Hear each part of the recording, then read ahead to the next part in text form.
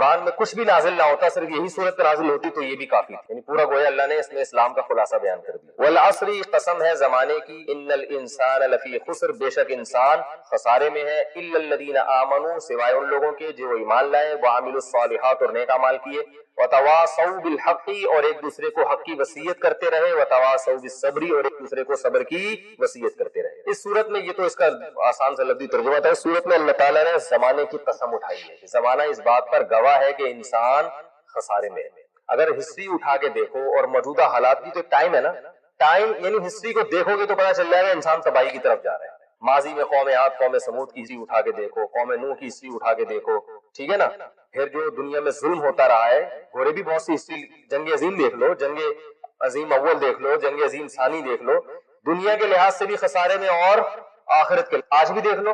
یہ جو ہم کہتے ہیں کہ انسان ترقی کر رہا ہے، ترقی تو کر رہا ہے، لیکن نتیجہ کیا نکل رہا ہے اس ترقی کا؟ خودکشی کا ریشو بڑھتا ہی چلا جا رہا ہے، اسٹریس اور ڈپریشن کے ریشو بڑھتا ہی چلا جا رہا ہے۔ پہلے نفسیاتی ڈاکٹر آپ کو بہت کم ملتے تھے، اب ہر دوسرا آدمی کیا بنا ہوا ہے؟ نفسیاتی ڈاکٹر، کیونکہ پیشنٹ اتنے زیادہ ہو گئے۔ تو اللہ نے فرمایا کہ انسان سب کس میں ہے؟ خسارے میں، چاہے وہ دنیا میں اگر ترقی کر بھی لے گا تو آخرت میں تو خسارہ ہے ہی۔ تو ایک اصول بیان کیا، انسان خسارے میں ہے، الا الذین آمنوا، فرمایا دو شرطیں، آمنو سے مراد ہے عقیدہ، کیونکہ ایمان تو کچھ نہ کچھ ایمان تو ہندو بھی رکھتا ہے نا اللہ پر، تو ایمان سے معتبر ایمان مراد ہے، دوسرے دلائل سے پتہ چلتا ہے، یعنی اللہ کو ایک سمجھنا، اللہ کے تمام پیغمبروں پر، اس کی کتابوں پر، ختم نبوت پر، جو بھی ضروری عقائد ہیں جو اللہ نے بیان کیے۔ الا الذین آمنوا، فرمایا اپنے نظریات کو، کانسیپٹ کو بھی درست کرے، آمنو سے مراد کیا؟ اپنے کانسیپٹ، اپنے نظریات، اپنا عقیدہ وہ بھی ٹھیک ہو اس کا، وعاملوا الصالحات، اور صرف عقیدہ درست کر لینا کافی نہیں ہے، جیسے آج مسلمان سمجھتے ہیں ہم تو مسلم ہیں لیکن حرکتیں ساری جو ہے نا وہ نہ معاملات میں ٹھیک ہیں، نہ معاہدوں کی پابندی کرتے ہیں۔ تو فرمایا وعاملوا الصالحات، اور اعمال بھی کیا کریں؟ نیک اعمال کریں، یعنی برائی سے بچیں، اچھے اعمال کریں، وتواصوا بالحق، اور تیسری شرط یہ ہے کہ ایک دوسرے کو حق کی وصیت بھی کریں، یعنی صرف اپنا اچھا بن لینا کافی نہیں ہے، بلکہ خیر کو پروموٹ کرنے کی بھی کوشش کریں، اس محنت میں جت جائیں کہ ہم نے دنیا میں بھلائی کو کیسے غالب کرنا ہے۔ تو اللہ نے کوئی اسپیسیفک کوئی خاص طریقہ بیان نہیں کیا، تو اس لیے بیان نہیں کیا کہ ہر دور میں مختلف طریقے ہو سکتے ہیں اور ہر طریقہ ہر آدمی کے لیے سوٹیبل نہیں ہوتا، تو کوئی بھی جس طرح سے بھی جو دنیا میں خیر کو پھیلا سکتا ہے وہ خیر کو پھیلائے۔ وصیت کا لفظ استعمال کیا، آرڈر کا لفظ استعمال نہیں کیا، کیونکہ وصیت کہتے ہیں انتہائی اہمیت کے ساتھ کسی کو کوئی آرڈر دینا۔ دیکھیں جب کوئی دنیا سے جا رہا ہوتا ہے، مر رہا ہوتا ہے، اس وقت جو آرڈر دیتا ہے اس آرڈر کو کیا کہا جاتا ہے؟ وصیت، کیونکہ وہ اس وقت بہت اہمیت کے ساتھ کوئی حکم دیتا ہے۔ اچھا، تو وصیت کا لفظ کہاں استعمال ہوتا ہے؟ جب بہت تاکید کے ساتھ کوئی بات کی جاتی ہے۔ تو اس میں دو چیزیں ہوتی ہیں، ایک حکم بہت اہم ہوتا ہے، دوسرا آپ چاہتے ہو کہ لازمی اس پر عمل ہو۔ صرف اہم حکم کو وصیت نہیں کہا جاتا، اہم بھی ہو اور اس پر لازمی عمل بھی ہو، تبھی قرآن میں جہاں بہت اہم حکم دیا نا وہاں وصیت کا لفظ استعمال کیا ہے۔ وَوَصَّيْنَا الْإِنسَانَ بِوَالِدَيْهِ، اللہ فرماتا ہے ہم نے انسان کو وصیت کر دی والدین سے اچھا سلوک کرے۔ اس سے پتہ چلتا ہے والدین کے ساتھ حسن سلوک یہ کوئی معمولی حکم نہیں ہے، بہت اہمیت ہے اللہ کی نظر میں۔ تو اللہ فرماتے ہیں ایک دوسرے کو صرف آرڈر نہیں کرتے، ترغیبات نہیں دیتے، وصیتیں کرتے ہیں حق کی، یعنی معاشرے میں حق کو پروموٹ کرنے کی بے انتہا کوشش کرتے ہیں۔ اور وتواصوا بالصبر، اور ایک دوسرے کو صبر کی بھی بہت زیادہ تلقین کرتے ہیں، اس لیے کہ جب حق کی بہت زیادہ تلقین ہوگی تو صبر لازمی کرنا پڑے گا۔ دیکھو آپ خود سے جتنے بھی نیک بن جاؤ، آپ کی راہ میں روک رکاوٹیں نہیں ڈالیں گے کبھی۔ کہے بھائی ماشاءاللہ بہت اچھا بچہ ہے، نماز پڑھتا رہے، بھائی کس نے منع کیا؟ غیر مسلموں کا تو یہی کانسیپٹ ہے نا بھائی، مذہب آپ کا ایک نجی معاملہ ہے، جو کوئی چرچ جانا چاہے تو چرچ جا سکتا ہے، کوئی مندر جانا چاہے تو مندر چلا جائے، کوئی مسجد جانا چاہے تو مسجد چلا جائے، اور کوئی کہیں بھی نہ جانا چاہے، یعنی کوئی اگر ایتھیسٹ ہے، خدائی کا انکار کر دے تو بھی ٹھیک ہے۔ تو اللہ فرماتے ہیں کہ جب آپ حق کی وصیت کرو گے نا تو لازمی رکاوٹیں آئیں گی راستے میں۔ جو آدمی بھی کبھی کوئی بڑا ویژن ہوتا ہے اس کو لے کے جب وہ معاشرے میں کوئی کام کرتا ہے تو رکاوٹیں ایسے ہی لوگوں کو کے سامنے آتی ہیں، ان کو ہر سطح پہ ان کی راہ میں رکاوٹیں اٹکائی جاتی ہیں۔ میں تو ایک مثال دیتا ہوں، گھر میں بچی اگر آج پردہ کر لے نا تو آپ دیکھو ایک لڑکی اگر شرعی پردہ کر لے تو معاشرہ اس کے خلاف ہو جاتا ہے، اور اس پردے کو پروموٹ کرنا شروع کر دے تو کیا حشر کرتے ہیں، داڑھی پہ مخالفتیں شروع ہو، حالانکہ داڑھی تو نجی معاملہ ہے نا، لیکن اس کو بھی لوگ برداشت نہیں کرتے۔ اگر آپ اس کی تبلیغ بھی شروع کر دو گے پھر تو لوگ چھوڑیں گے ہی نہیں آپ، اور اس کو معاشرے میں کوئی بھی نیکی کا کام، بہنوں کی وراثتیں لوگ کھا کے بیٹھے ہوئے ہیں، رشوت معاشرے میں پھیل رہی ہے، کرپشن پھیل رہی ہے، کسی بھی لحاظ سے آپ خیر کو جب پروموٹ کرنے کی کوشش کریں گے تو رکاوٹیں کھڑی ہوگی. تو اللہ فرماتے ہیں ایسے موقع پر یہ ایک دوسرے کو صبر کی تلقین کرتے ہیں. اس سے بھی پتہ چلتا ہے کہ اسلام میں یہ نہیں ہے کہ بس میں ہی ہوں. اسلام میں پوری ایک مسلمانوں کی گیدرنگ ہے, نظام ہے, جس میں ایک دوسرے کو نصیحت بھی کرتے ہیں اور پھر ایک دوسرے کو صبر کی تلقین بھی کرتے ہیں. تو نہ ایک دوسرے کو حق کی وصیت کی جا رہی ہے اور نہ جب کوئی حق پہ چلتا ہے اس کو مصیبت آئے تو اس پہ صبر کی تلقین. تو اللہ نے 4 صفات بیان کی ہیں کامیاب لوگوں کی کہ ایمان, اعمال صالحہ اور معاشرے میں خیر کو پروموٹ کرنا, اور جو پریشانی آئے تو ایک دوسرے کو صبر کی تلقین کرنا. اللہ نے بتا دیا اقیم الصلاۃ لدلوک الشمس. پہلا دلوک شمس ہوتا ہے, دنیا میں بڑی تبدیلی آتی ہے صبح صادق, اندھیروں سے روشنی پھوٹنا, پتہ چلتا ہے اب دن کیا ہو گیا, چینج. اس کے بعد سورج پھر ٹکا کباب بناتے بناتے نا ایسے ہوتے ہوتے بالکل بلندی پہ جا کے پہنچتا ہے جس کو زوال کا وقت کہتے ہیں, اور ایک ٹائم آتا ہے بلندی سے دوبارہ نیچے ڈھلکنا شروع کر دے. جیسے ہی نیچے ڈھلکنا شروع ہوگا اللہ نے فرمایا دلوک شمس ہو رہا ہے, بڑی تبدیلی آ رہی ہے دنیا میں. اب سورج ٹاٹا کرتے ہوئے واپس جا رہا ہے, سورج ڈھلکنا دن یعنی جو رات اس وقت جو انسان کے باڈی میں تبدیلی ہوتی ہے نا وہ اور زمین میں وہ مکمل سارا سسٹم اس وقت چینج ہو چکا ہوتا ہے. تو اس وقت حکم دیا گیا یہاں بھی تمہیں کس کو یاد کرنا ہے, اللہ کو یاد کر کہ تم اس کے ماننے والے, اس کا شکر ادا کرنا ہے. اس کے بعد پھر دوبارہ بڑی چینجنگ کب ہوتی ہے, عصر کے ٹائم پہ. امام حنیفہ بہت ذہین تھے, خدا کی قسم. جو امام ابو حنیفہ رحمہ اللہ کا فقہ غور سے پڑھے گا نا اسے لگے گا امام صاحب کوئی چھوٹی موٹی چیز نہیں تھے. حدیث میں ہمیں نماز کے بارے میں, عصر کے بارے میں مثل اول بھی ملتا ہے, مثل ثانی بھی ملتا ہے. بخاری مسلم کی حدیثوں سے ہمیں پتہ چلتا ہے کہ جس ٹائم پہ ہمارے جو اہل حدیث حضرات عصر کی نماز پڑھتے ہیں نا, اس کا بھی ثبوت حدیث سے ہمیں ملتا ہے. اور یہی ٹائم امام شافعی کا بھی ہے جو عصر بہت جلدی پڑھی جاتی ہے. پورے سعودیہ میں آپ نے دیکھا ہوگا بہت جلدی عصر پڑھ لیتے ہیں وہ, لیکن امام حنیفہ کی رائے ہے کہ دیر سے پڑھی جائے جب ہر چیز کا سایہ دگنا ہو جائے. کتنا ہو جائے, دگنا. اب بہت سے حضرات کہتے ہیں امام حنیفہ نے اس حدیث کی مخالفت کر دی جس میں جلدی پڑھنے کا ہے. تو امام حنیفہ نے حدیث کی دونوں حدیثوں میں اس حدیث کو لیا جو قرآن کے زیادہ قریب ہے, کیونکہ سورج کا جو ڈھلکنا ہے نا, بڑی چینجنگ یہ مثل اول پہ نہیں ہوتی, مثل ثانی پہ ہوتی ہے. یعنی جب ہر چیز کا سایہ آپ نے 1 فٹ کا اسکیل رکھا زمین پہ, جب اس اسکیل کا سایہ اتنا ہو جائے, دیکھیں جب سورج بالکل اوپر ہوتا ہے, اس بات کو ذرا ٹیکنیکل طریقے سے سمجھیں, سورج بالکل سر پہ ہوتا ہے تو ہر چیز کا سایہ 0 ہو جاتا ہے. کتنا ہو جاتا ہے, اگر آپ خط استوا پر ہو, ایکویٹر پہ ہو نا, تو سورج جب بالکل آپ کے سر پہ ہوگا تو 1 فٹ اسکیل اگر ہے اس کا سایہ کتنا ہوگا, 0, کیونکہ بالکل اوپر ہے نا. اب جب ذرا سا ڈھلکے گا تو جیسے ہی تھوڑا سا ڈھلکا ہے ظہر شروع, اس پر پوری امت کا اتفاق. پھر ڈھلکتے ڈھلکتے جب اس چیز کا سایہ اتنا ہو جائے جتنی وہ چیز ہے, یعنی 1 فٹ چیز کا سایہ 1 فٹ ہو جائے, جمہور علماء کہتے ہیں عصر کا ٹائم شروع ہو گیا. اور بخاری کی حدیث بھی ہے اس پر, لیکن بخاری ہی کی دوسری حدیث سے پتہ چلتا ہے کہ ایسا نہیں ہے. بخاری مسلم کی, چونکہ ابھی میرا یہ ٹاپک نہیں ہے اس لیے میں حدیثیں پیش نہیں کر رہا, ورنہ پورا وہ ٹاپک اختلافی مسئلے پہ چلا جائے گا. اس سے پتہ چلتا ہے کہ نہیں, ابھی عصر کا ٹائم شروع نہیں ہوا, بلکہ ہر چیز کا سایہ جب دگنا ہو جائے گا, 1 فٹ کی چیز ہے اس کا سایہ کتنا ہو جائے, 2 فٹ, تو عصر کا ٹائم شروع ہوتا ہے. اس وقت عصر کا ٹائم یہ امام ابو حنیفہ کا قول ہے, راجح قول, کہ بہتر یہ ہے, افضل یہ ہے کہ عصر کی نماز اس وقت پڑھی جائے, اس سے پہلے پڑھنا فتویٰ اس پر ہے کہ جائز تو ہے مگر بہتر نہیں ہے. تبھی ہمارے ہاں ہندوستان پاکستان میں دیر سے اثر ہوتی ہے. عرب کنٹریز میں چونکہ فقہ حنبلی کو فالو کرتے ہیں نا, شافعی اور حنبلی, وہ جلدی اہل حدیث بھی جلدی پڑھتے ہیں. لیکن قرآن میں اگر آپ غور کرو گے تو قرآن سورج کے ڈھلکنے پر, اور یعنی کوئی بڑا تغیر ہونا چاہیے زمین میں, تو وہ جو بڑی چینجنگ ہے نا اس وقت نہیں ہوتی جب ہر چیز کا سایہ 1 مثل ہو, بلکہ وہ اس وقت ہوتی ہے جب ہر چیز کا سایہ کیا ہو, 2 مثل. اس وقت ٹائم بہت چینج ہو چکا ہوتا ہے. جب ہر چیز کا سایہ 1 مثل ہوتا ہے تو ٹائم میں چینجنگ نہیں ہوتی. یعنی ایک عام آدمی سے آپ پوچھیں گے تو وہ ٹائم بتا بھی نہیں سکتا, یعنی وہ اندازہ بھی نہیں لگا سکتا کہ یہ ظہر ختم ہوئی ہے یا عصر شروع ہوئی ہے کہ نہیں ہوئی ہے. جبکہ جو عصر, جب سورج میں تپش بالکل کم ہو جاتی ہے سورج کی, اس وقت کائنات میں بڑی تبدیلی ہو چکی ہوتی ہے. تو امام صاحب کی دلیل یہ ہے کہ اس کائنات میں جب بڑی چینجنگ ہوگی سورج کی حرکت کی وجہ سے, تو نماز کا ٹائم, کسی نہ کسی نماز کا ٹائم آ رہا ہوگا. تو وہ چینجنگ مثل اول پہ نہیں ہوتی بلکہ مثل ثانی پہ ہوتی ہے. اور ایک اور بھی حدیث ہے امام حنیفہ کی دلیل, بخاری مسلم کی, بات چل پڑی ہے, لوگ کیونکہ کلپ بنا کے مارکیٹ میں چلا دیتے ہیں نا, پھر ادھوری دلیل آتی ہے. حدیث میں آتا ہے آپ صلی اللہ علیہ وسلم نے فرمایا, بخاری مسلم کی حدیث ہے, کہ میری اور پچھلی امتوں کی مثال اس مزدور کی ہے کہ ایک مزدور نے فجر سے لے کے ظہر تک کام کیا, اجر 1 قرات ملا. ایک نے ظہر سے لے کے عصر تک کام کیا, اجر 1 قرات ملا. اور ایک نے عصر سے لے کے مغرب تک کام کیا, اجر 2 قرات ملا. تو آپ نے فرمایا کہ عمل قلیلاً و اجر کثیراً، جو فجر سے لے کے ظہر تک کام کر رہا ہے بہت زیادہ کام کرے گا مگر اجر کتنا؟ ایک قرات۔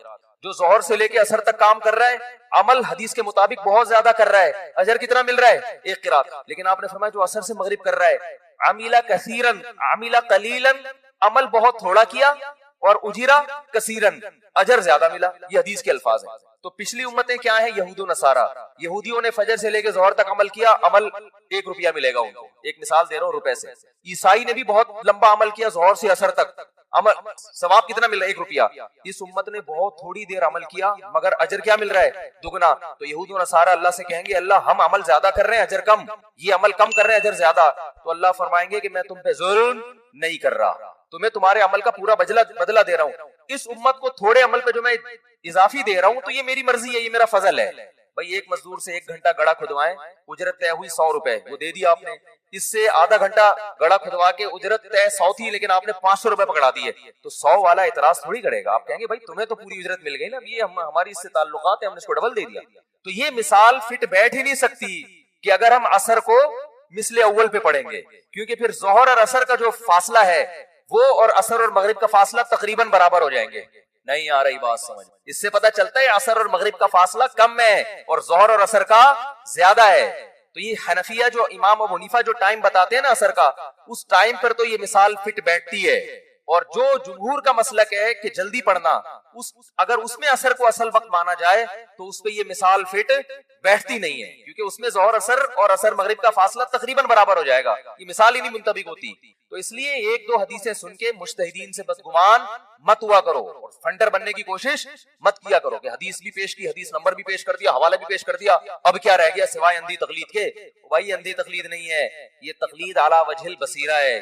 جس امام کو ہم فالو کر رہے ہیں نا وہ چھوٹا موٹا امام نہیں ہے، وہ بہت ذہین ہے، اور وہ سب سے پہلے قرآن کو فوکس کرتے ہیں، اور قرآن سے بھی پتہ چلتا ہے کہ سورج کے ڈھلکنے میں جو اوقات میں بڑی تبدیلی آنی چاہیے، بڑی تبدیلی مثل اول پہ نہیں ہوتی بلکہ مثل ثانی پہ ہوتی ہے۔ دیکھو نا صبح صادق کے وقت بہت بڑی تبدیلی ہوئی ہے نا، اندھیرا ختم ہو رہا ہے، سورج نکلنے والا ہے۔ ظہر کے وقت بہت بڑی تبدیلی ہوئی ہے، سورج بالکل فل تماتم چمک رہا ہے، ٹھیک ہے نا۔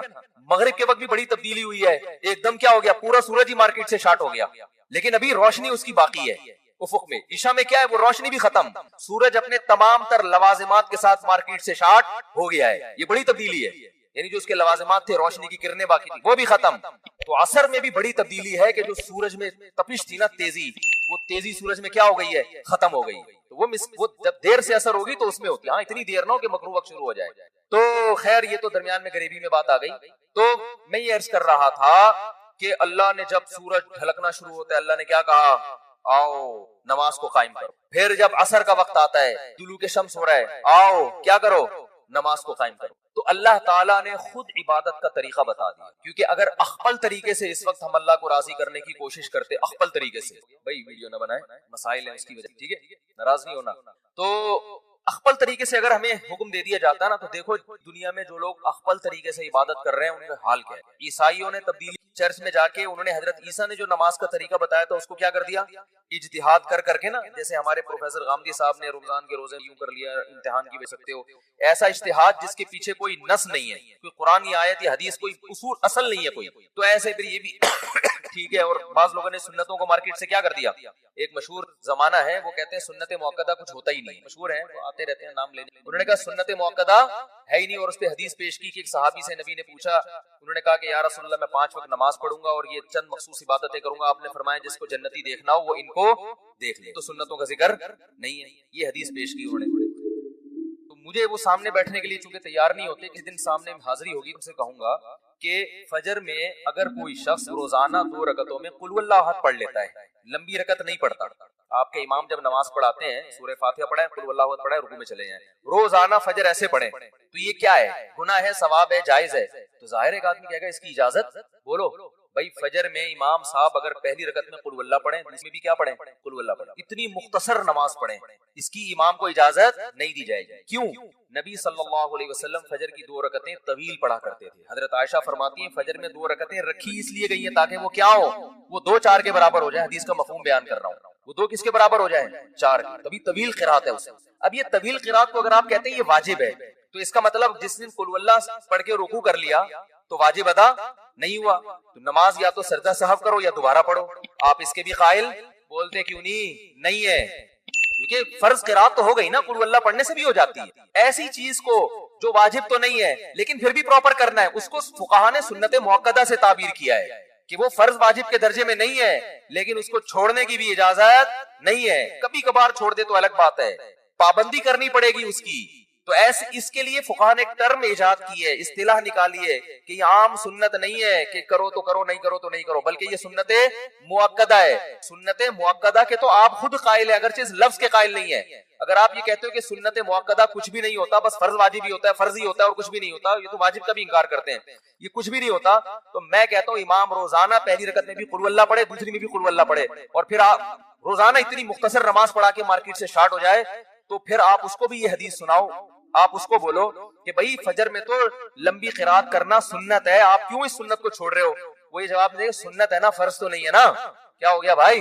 اور وہ حدیث سنا دے کہ ان صحابی نے کہا تھا 5 نمازیں فرض ادا کروں گا جنت میں جاؤں گا، تو میں 5 میں سے فجر جو فرض ہے ادا کر رہا ہوں کہ نہیں کر رہا، فرض ادا ہو رہا ہے کہ نہیں ہو رہا، لیکن آپ اس کو چھوڑیں گے نہیں. ان دل بولیں گے بھائی جو پراپر طریقہ ہے نا فجر کا، اس طرح سے پڑھاؤ اور اس سے پہلے بھی 2 سنتیں پڑھ کے آیا کرو.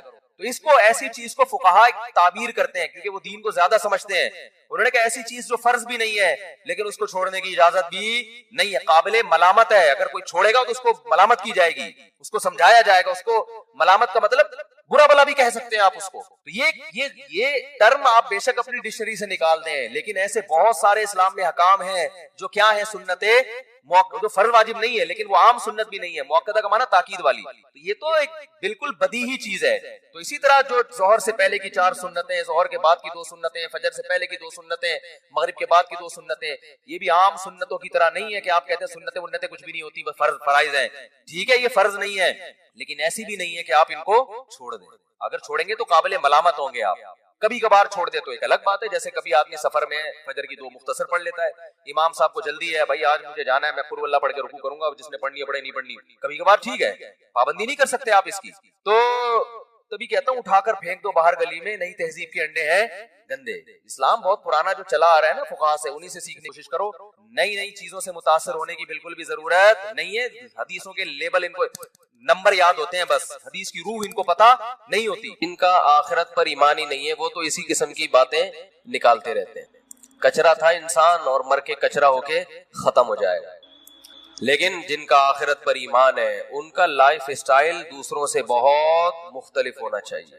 جب ہے ایمان تو بھائی پھر یہ کیسا ایمان ہے کہ جمعے کے دن جمعے کی نماز پڑھ لی اپنا یعنی جو کلچر میں جو چیز آ رہی ہے بس اس کو فالو کیا. اگر آخرت ہے تو بھائی یہ پھر بہت بڑی حقیقت ہے، کیونکہ اس میں نیک لوگوں کا ٹھکانہ جنت اور بروں کا ٹھکانہ جہنم کی آگ ہے. پھر یہ دنیا مسافر خانہ ہے، یہ اصل نہیں ہے. پھر یہاں کے غموں کو حد سے زیادہ محسوس کرنا یہ جہالت اور حماقت ہے. یہاں کی خوشیوں میں اپنی لمٹ کو کراس کر دینا یہ حماقت اور جہالت ہے. لیکن یہی حماقتیں اور جہالتیں صبح و شام ہم کر رہے ہیں. کوئی پیسے کے پیچھے پاگل ہے تو اتنا پاگل ہوا ہے کہ آپ کی سوچ ہوگی. کسی کو کوئی بیماری ہے کہ وباؤں میں جو لوگ مرتے ہیں صبر کے باوجود اللہ انہیں شہادت دیتا ہے. اچھا ہے گناہ معاف ہو جائیں گے انشاءاللہ. کیا خیال ہے؟ نہیں مرے تو کل ویسے ہی مر جانا ہے. تو آپ امید چاہتے ہو یہ کہ کچھ بھی نہ ہو، ایسے تھوڑی امید ہوگی، کچھ تو ہوگا. حالات بھی ابھی جو میں نے قرآن کی آیت پڑھی ہے اس میں تو اس کا تو مضمون ہی ہے، ہم تمہیں آزمائیں گے. بِشَيْءٍ مِّنَ الْخَوْفِ وَنَقْصٍ مِّنَ الْأَمْوَالِ وَالْأَنفُسِ وَالثَّمَرَاتِ. خوف میں مبتلا کریں گے تمہیں، خوف میں مالوں کا نقصان بھی ہوگا معاشی. بڑے بڑے کروڑ پتی لوگ روڈ پہ آ سکتے ہیں، پیسہ ڈوب سکتا ہے. دنیا میں اللہ نے ہمیں پیڑے کھانے کے لیے پیدا نہیں کیا. بہت سے لوگ بہت دنوں سے پیڑے کھا رہے ہیں، وہ سمجھتے ہیں کہ یہ ہم موت تک پیڑے کھاتے رہے. بہت سے ملکوں نے پیڑے کھائے ہیں، ان کرونا نے ان کے منہ سے پیڑے چھین لیے. سمجھ رہے ہو؟ بہت سی قوموں نے، بہت سے ملکوں نے، بہت سے افراد نے پیڑے کھائے ہیں. بہت سے ملک بہت ترقی پر ہیں اور مسلسل پیڑے کھائے جا رہے ہیں. اس کرونا نے ان کے منہ سے بھی پیڑے بولو بھائی ہلا دیا. بہت سی جہازوں کی کمپنیوں نے بہت زیادہ پیڑے کھائے ہیں، ان کمپنیوں کا دیوالیہ نکل گیا. یہ ہے وَلَنَبْلُوَنَّكُمْ اللہ فرماتے ہیں ہم تمہیں آزمائیں گے اجتماعی سطح پہ بھی اور انفرادی سطح پہ بھی، بشیء من الخوف، خوف میں مبتلا کر دیں گے. ہم کریں گے یہ کام، یہ نیچر نہیں کرتی کہ خود بخود ہو رہا ہے. ملحد کہتا ہے بس یہ نیچر کا ایک حصہ ہے، فطرت کا حصہ ہے. فطرت بذات خود کوئی چیز نہیں ہے، اس کو بنانے والا اللہ ہے. بشیء من الخوف والجوع، بھوک بھی مسلط کریں گے، معاشی نقصان، ونقص من الاموال والانفس، مال کا نقصان، جانوں کا نقصان، انسانی ہلاکتیں ہوں گی، والثمرات، پیداوار کا بھی نقصان ہوگا. تو اللہ نے کیا فرمایا ان حالات میں، وبشر الصابرین، صبر کرنے والوں کو خوشخبری سنا دے. جو غیر مسلم ہے وہ صبر نہیں کرے گا. دیکھو غیر مسلم کا جو صبر ہے نا، وہ ان کے جو موٹیویشنل اسپیکر ہیں وہ ان کو سمجھاتے ہیں کہ اس صبر کرنے سے جب تم ٹینشن نہیں لوگے تو ٹینشن نہ لینے سے بیماری کا خطرہ کم ہو جائے گا. اس لیے وہ چہرے کے ایکسپریشن سے، جو ان میں پڑھے لکھے لوگ چہرے کے تاثرات سے، اور کوشش کرتے ہیں کہ ہم میڈیا کے سامنے جب آئیں اور بات کریں تو ہم یہ شو کریں کہ ہمیں کچھ بھی نہیں ہے. اندر اندر سے گھل رہے ہوتے ہیں. ہمارے ہاں دل میں غم نہ بھی ہو تو چیخ منہ سے ایسے ظاہر کرے گا، کیونکہ ٹریننگ نہیں ہے نا، تربیت نہیں ہے، کہ جیسے ساری دنیا کا غم اسی کو ہے. عمل سے لگ رہا ہوگا کہ یہ غمزدہ نہیں ہے، لیکن جو دل کی راحت ہے، دل کی خوشی ہے، وہ اللہ صرف اہل ایمان ہی کو دیتے ہیں تکلیفوں میں. وہ دل کی خوشی کے لیے جو اللہ نے موٹیویشن کی ہے، وہ جملہ غیر مسلموں کے پاس نہیں ہے. فرمایا وَبَشِّرِ الصَّابِرِينَ، صبر کرنے والوں کو خوشخبری سنا دے. خوشخبری، جو ان غموں میں صبر کرے گا. یہ صبر کرنے والے کون ہیں؟ اذا اصابتہم مصیبہ، جب انہیں کوئی مصیبت پہنچتی ہے، مالی ٹینشن آ گئی، بے روزگاری ہو گئی، جانی ہلاکتیں ہو گئی، قالوا، تو یہ جواب میں کہتے ہیں انا للہ، یہ خود سے نہیں ہے، ہم کس کے غلام ہیں؟ اللہ کے. تو مالک کو اجازت ہے کہ وہ اپنے غلام کو آزمائش میں ڈال سکتا ہے. ہم اللہ کے غلام ہیں بھائی، یہ اللہ کے تصرفات ہیں. اتفاقی حادثات پہ انسان ٹینشن لیتا ہے، جو پہلے سے پلاننگ کے تحت ہو، اور اس کی پلاننگ کرنے والا ہمارا رب ہو اور ہم سے محبت کرتا ہو، اس کی طرف سے پریشانی تو ہمیں بنانے کے لیے، ہمیں بگاڑنے کے لیے اور عذاب دینے کے لیے نہیں ہے. انا للہ، ہم اللہ کے غلام ہیں، وانا الیہ راجعون، اور اسی کی طرف ہم نے لوٹ کر جانا ہے، اسی کی طرف لوٹ کر جانا ہے. کیا مطلب بھائی؟ دنیا مسافر خانہ ہے، یہاں اگر مر گئے تو ہمیشہ کے لیے ختم نہیں ہو رہے. یہاں اگر آپ کو کوئی پریشانی آ رہی ہے اور کوئی آپ کے دکھ درد بانٹنے والا نہیں ہے تو ٹینشن لینے کا نہیں ہے. اس لیے کہ اللہ ہے، وہ دیکھ رہا ہے اس مصیبت میں کہ یہ کیسے صبر کرتا ہے، اور وہ اس مصیبت میں قیامت کے دن اجر دے گا، نوازے گا. وہ ہمارے حضرت مفتی رشید احمد صاحب رحمہ اللہ تعالی ایک بہت زبردست بات بیان کیا کرتے تھے. فرماتے تھے کہ جیسے کسی کو بخار ہو تو یقینی طور پر کہ اس کو بخار ہے بھی یا نہیں ہے، یہ ماتھا گرم ہونے سے پتہ نہیں چلتا. بعض دفعہ دھوپ سے ماتھا گرم ہوتا ہے. چولہے کے قریب کھڑے ہو کر آپ کوئی چائے پکا رہے تھے، ماتھا وقتی طور پر کیا ہو گیا؟ بولو نا، گرم ہو گیا. حقیقت میں اس کو فیور ہے یا نہیں، اس کا تھرمامیٹر سے پتہ چلے گا. وہ میں آپ لگا دیں تھرمامیٹر، تھوڑی دیر بعد نکال کے چیک کریں، تھرمامیٹر غلطی نہیں کرتا عام طور پہ. تو فرمایا کہ کسی کے ظاہری گیٹ اپ کو دیکھ کر، اس کی تسبیحات اور نماز کو دیکھ کر 100% اس کا اندازہ نہیں ہوتا کہ یہ دل سے دیندار ہے یا نہیں ہے، اس کا آخرت پر یقین ہے بھی کہ نہیں ہے. آخرت میں یقین اس کا کتنا ہے، اس کا پتہ اس وقت چلتا ہے جب یہ کسی پریشانی اور غم میں مبتلا ہوتا ہے. اس وقت اس کا ری ایکشن کیا ہوتا ہے، کس طرح سے یہ ری ایکٹ کرتا ہے. اذا مسہ الشر جزوعا ہے کہ شر پہنچا تو ایک دم چیخنا چلانا، شور شرابہ، ہائے یہ کیا ہو گیا، ہائے یہ کیا ہو گیا، ہوئی ایسے چیخ رہے، پاگل ہو رہے، میں خودکشی کر لوں گا، میں یہ کر لوں گا، میرے سے نہیں برداشت ہو رہا، یہ. اس کا مطلب یہ صرف گیٹ اپ ہے. سمجھ میں آ رہی ہے بات؟ یہ صرف وظیفوں والے ہیں. اور اگر غم میں اور ٹینشن میں انسان کی زبان سے اچھی بات نکلتی ہے، غموں میں، اور میں نے بتایا تھا نا افغانستان میں جو امریکن آرمی آئی ہوئی ہے نا، وہاں سے جو افغانی آتے ہیں بتاتے ہیں کہ جب ان میں کوئی زخمی ہوتا ہے تو بہت چیختے ہیں، یہ بہت چیختے ہیں، جیسے پتہ نہیں کیا ہو گیا. فوجی رو بھی رہے ہوتے ہیں. رپورٹ ہے یہ، کسی فوجی کا رونا کتنا برا عمل ہے کہ نہیں ہے؟ میدان جنگ میں فوجی رو رہا ہو. ہم نے تو مسلمانوں میں کبھی ایسا سنا نہیں. اپنے فوجیوں میں بھی کبھی ایسا نہیں سنا کہ فوجی ہو کے رو رہا ہے. ایک شاعر کا شعر یاد آ رہا ہے, اللہ کرے پورا یاد آ جائے. سن میری شہادت کا نہ تو ہوش اڑانا. بچہ اپنی ماں کو کہہ رہا ہے میدان جنگ میں جاتے ہوئے, یہ نظم بھی انشاءاللہ میں ریکارڈ کرواؤں گا اخپل طریقے سے. بچہ میدان جنگ میں جاتے ہوئے اپنی ماں سے کہہ رہا ہے کہ اگر میں شہید ہو جاؤں تو ہوش نہ اڑانا, اسلاف کے ناموس پہ مت داغ لگانا. ہمارے اسلاف کی جو عزت ہے نا وہ اسی سے ہے کہ وہ میدان جنگ میں رویا بولو نہیں کرتے, ان کے ناموس کو داغدار مت کرنا. سن میری شہادت کا نہ تو ہوش اڑانا, اسلاف کے ناموس پہ مت داغ لگانا. ہندو نہ کہیں کہہ دے کہ روتے ہیں مسلمان, کہیں کسی ہندو کو یہ کہنے کا موقع نہ مل جائے کہ مسلمان بھی میدان جنگ میں شہید ہو کر ان کی مائیں بھی روتی ہیں. پھر کہتا ہے کٹ جاؤں مقتل میں تو اف تک نہیں کہنا. تو ماں کا اپنے بیٹے کی شہادت پہ رونا یہ برا نہیں ہے, تو محبت کی علامت ہے. رونا تو سنت ہے, واویلا کرنا, چیخنا چلانا, اور وہ تو ماں ہے نا, چلو وہ تو روئے, چیخے چلائے نہیں. اپنی نواسی کی موت پر ہمارے نبی صلی اللہ علیہ وسلم کی بھی آنکھوں سے آنسو جاری ہوئے. آپ نے فرمایا کہ دل غمزدہ ہے, آنکھیں بہہ رہی ہیں, زبان وہی کہے گی جس پہ ہمارا رب راضی ہو. زبان سے وہی کہیں گے جس پہ اللہ کیا ہوگا راضی. آنکھوں پہ کنٹرول نہیں ہے تو رونے پر پابندی نہیں ہے. میدان جنگ میں تو رونا بری بات ہے. تو وہاں جو افغانی لوگ بتاتے ہیں کہ جو امریکن سے لڑنے والے لوگ ہیں ان کے جب گولی لگتی ہے تو ان کا ریئیکشن الگ انداز سے ہوتا ہے, امریکن کے جب لگتی ہے تو وہ پاگلوں کی طرح عجیب سے چیخ رہے ہوتے ہیں, چلا رہے ہوتے ہیں, وہی کیا ہو گیا. تو ان کا چیخنا بالکل درست ہے, اس لیے کہ ان کے سامنے آخرت نہیں ہے. ان تکونوا تعلمون فانهم يعلمون كما تعلمون وترجون من الله ما لا يرجون. اللہ فرماتے ہیں اگر تمہیں, اہل اسلام سے اللہ خطاب کر رہے ہیں, میدان جنگ میں تمہیں اپنے ملک کے دفاع میں لڑتے ہوئے اگر تمہیں زخم پہنچتے ہیں تو ان کو بھی تو زخم پہنچتے ہیں. اس کو زخم پہنچ رہے ہیں پھر بھی لڑ رہا ہے اور تم میدان میں پیچھے ہٹ جاؤ. وَتَرْجُونَ مِنَ اللَّهِ مَا لَا يَرْجُونَ, جبکہ تم اس زخم پہ اللہ سے وہ امیدیں لگا کے بیٹھے ہوئے ہو جو تمہارا مخالف امیدیں لگا کے نہیں بیٹھا. تمہارا مخالف صرف گورنمنٹ سے مختلف قسم کے الاؤنس لینے کی امیدیں ہیں اس کو کہ میں زخمی ہو جاؤں گا اتنے پیسے ملیں گے, میری ٹانگ ٹوٹ جائے گی, لکڑی کی جرمنی سے ٹانگ لا کے لگوا دی جائے گی, بس. ان کو اپنے حکمرانوں سے امیدیں ہیں اور مرنے کے بعد تو وہ بھی نہیں ہے.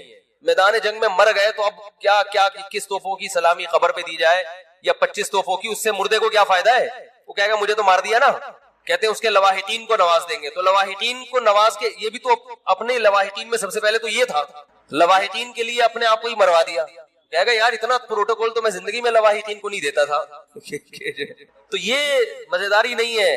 مزیداری ہے ان تکونوا تعلمون فانهم يعلمون كما تعلمون وترجون من الله ما لا يرجون. خدا کی قسم قرآن کی اس ایک آیت نے ایسا مسلمانوں کو موٹیویٹ کیا ہے اپنے قوم کے لیے, اپنے ملک کے لیے, اپنے مذہب کے لیے لڑنے کا, ایسی آگ بھری ہے. اللہ فرماتے ہیں اگر تم زخمی ہوتے ہو تو انہیں بھی تو زخم پہنچتے ہیں, وہ تھوڑی جیسے آتے ہیں ویسے کے ویسے, کچھ تو تم نے ان کو بھی مارا ہوتا ہے. اس کے باوجود وہ میدان میں اتر رہے ہیں. حالانکہ ترجون من اللہ ما لا یرجون, تمہیں اللہ سے وہ امیدیں ہیں جو ان کو نہیں ہے. اور تمہیں اللہ سے کیا امیدیں ہیں؟ آپ صلی اللہ علیہ وسلم نے فرمایا جس کے میدان جہاد میں زخم لگا قیامت کے دن وہ زخم بہتا ہوا ہوگا اور اس کے خون کی رنگت خون جیسی اور اس کی خوشبو مشک جیسی ہوگی. اسی طرح آئے گا قیامت کے دن. شہید کے خون کا قطرہ زمین پہ گرنے سے پہلے اللہ اس کے گناہوں کو معاف کر دیتے ہیں. ہم نے تو شہداء کے خون کی خوشبو اپنی ناک سے سونگی ہے. اللہ نے تو ہمیں یہ آیتیں اور یہ حدیثیں یہ دنیا میں نظارہ کرا دیا. ہمیں کیسے کوئی لبرل اور ملحد یہ کہہ سکتا ہے کہ یہ حدیثیں معاذ اللہ غلط ہے؟ ہم نے تو بھائی اپنی ناک سے سونگی ہے. ابراہیم علیہ السلام نے اللہ سے پوچھا کہ اے اللہ تو مردوں کو زندہ کیسے کرے گا قیامت کے دن, یہ تو بوسیدہ ہڈیاں ہو کے مر کے ختم. تو اللہ نے فرمایا اولم تؤمن, کیا میری باتوں پہ یقین نہیں ہے؟ قال بلا, اللہ کیوں نہیں ہے, تو نے کہہ دیا بس یقین ہے, لیکن ذرا دکھا دے تو اور اطمینان ہو جائے گا. اللہ نے فرمایا خذ اربعۃ من الطیر, 4 پرندے لو, فصرہن الیک, ان کو آوازوں سے مانوس کریں. کسی آواز سے مانوس کر دیا جاتا ہے دوڑتا ہوا آتا ہے. ثم اجعل علی کل جبل منہن جزءا, ان کو ذبح کر کے قیمہ بنا کے ٹکڑے کر کے مکس کر کے چاروں طرف جو پہاڑ ہے نا ان کی پہاڑیوں کے کونوں پہ رکھ, چوٹیوں پہ رکھ دیں. ثم ادعہن, پھر جس پرندے کو جس آواز سے مانوس کیا ہے وہ آواز نکالیں. یاتینک سعیا, وہ پرندے دوڑتے ہوئے ابراہیم علیہ السلام کی طرف آئے. دوڑتے ہوئے, سارے بوٹیاں اڑ اڑ کے زندہ ہوئے, پورے پر اور پورا پرندہ بنا اور ابراہیم علیہ السلام کی طرف دوڑ رہے. تو جس پیغمبر نے یہ منظر اپنی آنکھوں سے دیکھا ہو, انہیں کبھی کوئی وسوسہ ہوگا اللہ کی باتوں میں کہ میں قیامت کے دن مردوں کو زندہ کروں گا؟ تو بھائی ہم نے تو شہداء کے خون کی خوشبو اپنی ناک سے سونگھی ہے, اور میں نے نہیں, بہتوں نے سونگھی ہے. بہت سو سے آپ تصدیق کروا سکتے ہیں. اس میں ڈرامے بھی ہوتے ہیں, میں مانتا ہوں. آج کل تو جو مر رہا ہے خوشبو آ رہی ہے. تو اس میں جو کرامتیں ہوتی ہیں نا, اس میں جھوٹی خبریں بہت پھیلتی ہیں. لوگ اپنے بڑوں کو سے عقیدت میں غلو کی وجہ سے ان کو بہت اوپر چڑھا دیتے ہیں, لیکن جو مشاہدہ ہے اس کا تو انکار نہیں ہو سکتا. ہم نے تو خود مشاہدہ کیا, اور ایک کا نہیں کیا ہے, بہت سو کا کیا ہے. تو وَبَشِّرِ الصَّابِرِينَ, میں عرض کر رہا تھا کہ تھرمامیٹر کیا ہے کہ جب کوئی پریشانی آتی ہے تو کیا کرتے ہیں؟ صبر. جیلوں میں لوگوں کی زندگیاں گزر گئی, صبر کر رہے ہیں, منہ سے ان کی کبھی ناشکری کا لفظ ادا نہیں ہوتا. بھائی اللہ اسی پہ راضی ہے. آج آپ دیکھیں کسی خاتون کے چھوٹے بچے کا انتقال ہو جائے, کیسا چیختی چلاتی ہیں, ایسا روتی پیٹتی ہیں, ایسا ڈپریشن, ایسی اسٹریس. وہی ہے کہ ہر آدمی بس اس دنیا میں پیڑے کھانے میں لگا ہوا ہے کہ سارے مزے اڑانے ہیں, کوئی ٹینشن نہیں ہو. میری دادی کی اللہ مغفرت فرمائے, انہوں نے مجھے بتایا کہ ان کے 8 یا 9 بچے 7 اور 8 سال کی عمر کو پہنچ کے مرے ہیں. پھر غالباً 3 بچے ان کے بچے تھے, جن میں ایک میرے والد صاحب, تایا اور ہماری پھوپھی تھی, اللہ تعالیٰ مغفرت فرمائے. ان تینوں کا انتقال ہو گیا, لیکن یہ بچپن میں ہی فوت ہو گئے تھے. ایک دفعہ بتایا کہ ایک بچہ میرا کھیلتا ہوا آیا, 7 یا 8 سال کی عمر تھی. کیسا محبوب ہوتا ہے 7-8 سال کا بچہ ماں باپ کو. آیا ہے, پانی پیا ہے, مٹکے سے گڑے سے پانی پیتے ہی زمین پہ گر گیا, انتقال ہو. لیکن ان کا صبر کیسا تھا, بس روتی تھی, ما قدر اللہ, جو اللہ کی طرف سے مقدر. آج ایسے پاگل ہو جاتے ہیں, ایسے بوکھلا جاتے ہیں. طلاقوں کا ریشو بھی اسی لیے کہ ایک دوسرے کو برداشت کر ہی نہیں رہے ہیں. پہلے رشتے وجود میں آتے تھے, میاں میں خرابی ہے, عورت برداشت کرتی تھی, چلو بھائی چلاؤ گزارا چلاؤ. عورت میں خرابی ہے, میاں برداشت کرتا تھا, یار گزارا ہے, سارے مزے دنیا میں تھوڑی ہوں گے. اب نہیں بھائی, عورت کو میاں پورا ایکوریٹ چاہیے, بالکل سر کے بال سے لے کے پاؤں کے ناخن تک ریموٹ کنٹرول کی طرح وہ اس کے اشاروں پہ چلتا ہو. اور مرد کو بھی ایسا ہی ہے کہ بیوی ایسی چاہیے جس میں کسی قسم کا کوئی فالٹ ہو ہی نہیں, استخاروں میں بھی پازیٹیو آئے, اور حسن و جمال بے مثال, اور جناب اخلاق بھی, اور ہر معاملے میں اس کا معیار ایسا ہے کہ اس کو دنیا میں بس سارے مزے اس نے دنیا میں چاہیے. یہ ہر آدمی کا ہو چکا ہے. ماں بھائی تھوڑا سا دنیا کو آڑا ترچھا کر کے چلاؤ, کنڈکٹر سے عبرت حاصل کرو نا. بار بار کہتا ہوں, بس جتنی بھی بھری ہوئی ہو, کنڈکٹر بس کو چھوڑ کے بھاگتا نہیں ہے کہ یار سیٹ نہیں مل رہی تو میں کہاں بیٹھوں, سارے تو پیسنجر چڑھ گئے. صبح سے شام لٹک کے ناظم آباد سے لانڈی, لانڈی سے ناظم آباد. ہوتا ہے کہ نہیں ہوتا؟ لٹک کے جائے. کہ اگر رات کو سوئیں گے آرام سے, کوئی مسئلہ نہیں ہے.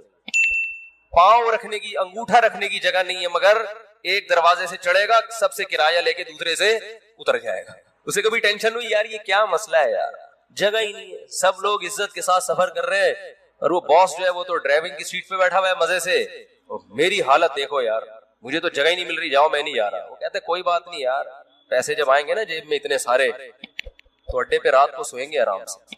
پھر ان کو نیند بھی ٹائٹ آتی ہے, ان کو جگہ نہ بھی ملے بس کی چھت پہ سو جاتے ہیں, ریڑیوں پہ سو جاتے ہیں. میں نے دیکھے ہیں, جگہ نہیں ملی, ریڑی لگی ہوئی ہے, کوئی پھل والا اپنی ریڑی چھوڑ کر چلا گیا, صبح دوبارہ سے پھل ڈالوں گا, 2-4 گلے سڑے سیب رہ گئے تھے, سائڈ پہ لگایا, سو گئے. تو بھی ایسے سوتے ہیں مزے سے.